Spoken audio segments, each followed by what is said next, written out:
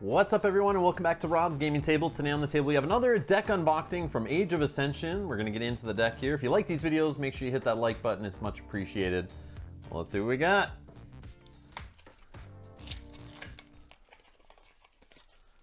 Alright, looks like we're getting the name first here. Unfortunately, egalitarian? I don't know how to pronounce that. Kiel? Feel free to make fun of me in the comments below. All right, and then for factions, we got Untamed again, and Dis and Sanctum this time. So let's crack it open here and check out what we got. And stay tuned, we will be looking at the stats of the deck once I scan it into the Master Vault app. So we'll do that after we reveal the cards here. Let me just look at the deck list. So it's not a Legacy or Maverick. There is your Archon. And let's take a look. So we have a similar rare to a previous deck we just opened recently. We got Punctuated Equilibrium out of Untamed. Each player discards their hand and refills their hand as if it were the end of their turn. Great card, especially if you have a handful of Untamed. Play this as your last card. Draw up, maybe get some more Untamed. Awesome. And can screw over your opponent's plans if they're holding on to stuff, trying to set up for a big turn. The next we have Fogbank, got some amber on it. It's an action. Your opponent cannot use creatures to fight on their next turn. We actually have two of them. Then we have a Flaxia, great creature from the first set. Gain 2 if you control more creatures than your opponent. And that you do after you play Flaxia, then you do the effect. So she does count towards your character count.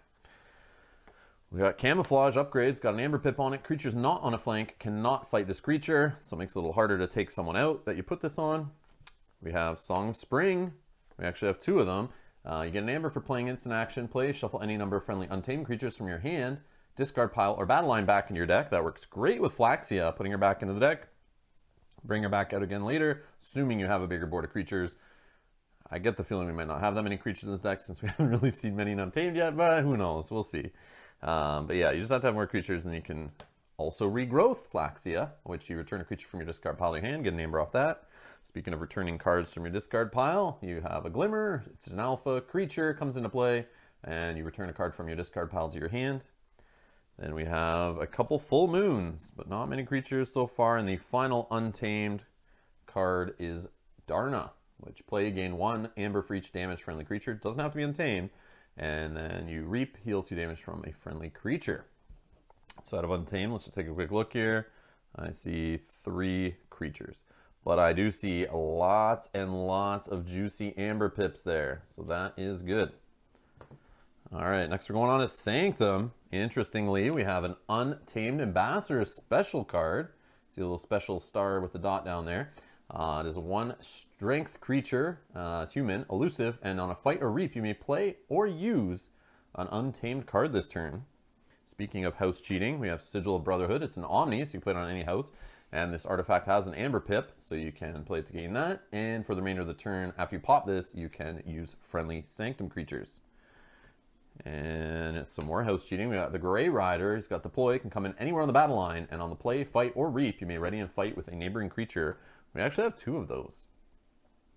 And more house cheating out of Sanctum here. We got Smite. Play and ready and fight with a friendly creature. Doesn't have to be Sanctum. Deal 2 damage to the attacked creature's neighbors. We actually have 2 Smites. Okay, this one's interesting. Protect the Weak. We know this card. You have an Amber. On the upgrade, the creature gets +1 armor and gains taunt, which is good when you're playing, you're trying to use your battle line there to ready and fight with the Grey Riders. But we have 3 copies of Protect the Weak. They all have an Amber on them, so that's nice. But it's interesting, once you have 2 taunt guys beside each other, they're not protecting each other. It only protects non-taunt creatures. So you got to kind of spread this out along your battle line. And for that, you have to have creatures that actually stick on the board. Helping creatures stick on the board, we have Chalet the Safeguard coming into play, deploy anywhere in the battle line, and has taunt. So some more taunt here.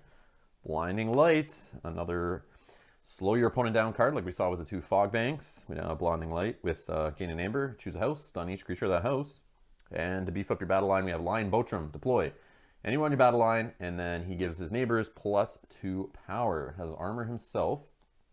So this guy would be a good guy to put Protect the Weak on, I would assume.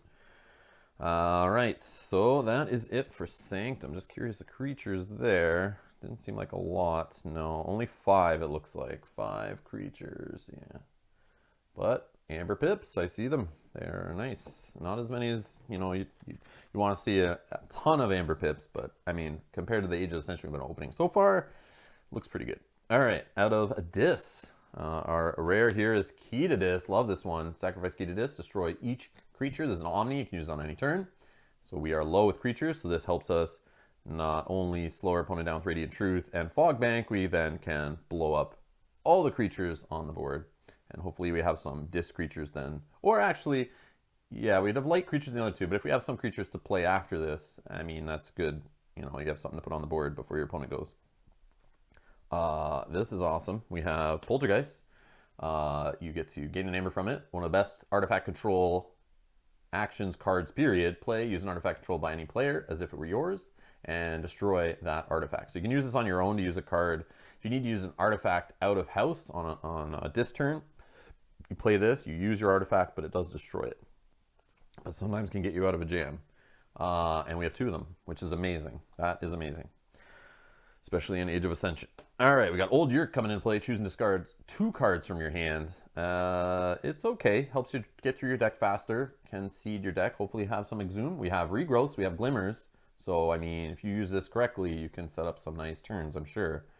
And then we have another awesome artifact. We got a Life Ward. Great after a Key to Dis. Your opponent cannot play creatures on their next turn after you sack this. And it is Omni, so you can use it with the Key to Dis on a non-Dis turn. And some more creature control. We have Gongoozle, gain an Amber, deal 3 damage to a creature. If it's not destroyed, its owner discards a random card from their hand.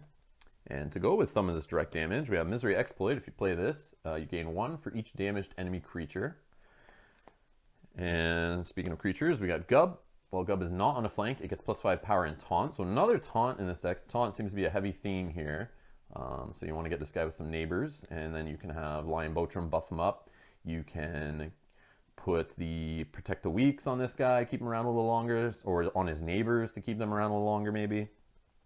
And then we do have an Exhume. So this deck is great for recursion. We see Exhume giving you an Amber, one of the best cards in Age of Ascension. Play, choose a creature from your discard pile. You may play that creature as if it belonged to the active house and was in your hand. So some great house cheating. Again, you can get a Flaxia back if you have a decent board going, or just more than your opponent. So you could pop the Key to Dis, wipe the board, and use this to just bring Flaxia, get 2 Amber. Worst case, that's something. It's pretty awesome. And then another creature we got here, Dust Imp, destroyed. Great with Key to Dis, gain 2 Amber. And then we have another way to slow down your opponent. We actually have 2 Amber Imps as our final cards in the deck. Elusive, and it has after a creature reaps, stun it. So this does hurt yourself, but it's a way you can slow down your opponent also, since you're creature light. So that's pretty cool. Dis lineup. I do like Dis a lot. They are my favorite house. And we're going to jump to the web apps. I'll leave the links to the web apps and the deck in the description below. I'm going to go scan it in now, and we'll take a look at the stats.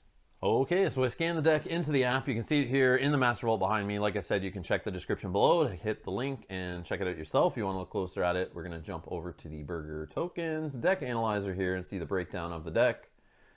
And we see the creatures, only 13, so it is low on creatures. We had a feeling after seeing only 3 creatures in Untamed.